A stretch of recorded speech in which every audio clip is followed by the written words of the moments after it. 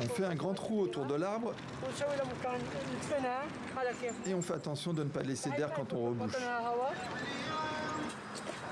Mohamed fait partie de cette armée de volontaires chargée de planter plus de 5000 arbres dans la région. 4 ans après la chute du groupe État islamique, la vieille ville de Mossoul se met au vert.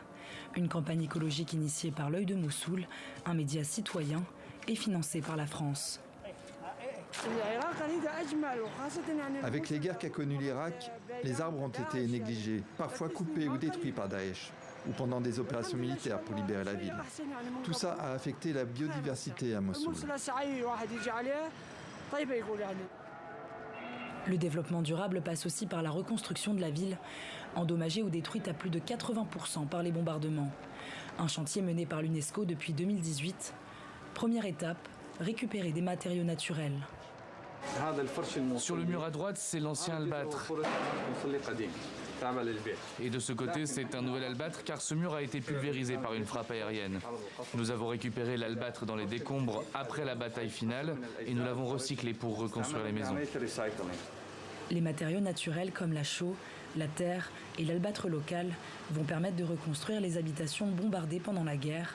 L'objectif est double. Dans l'intérieur des maisons, on utilise des produits non toxiques pour prévenir l'humidité et pour purifier les espaces. L'idée, c'est de protéger à la fois la culture locale et l'environnement.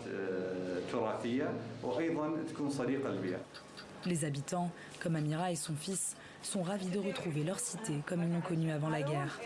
Nous avons besoin de retrouver notre architecture locale. C'est notre seul repère, car nous avons grandi avec ça.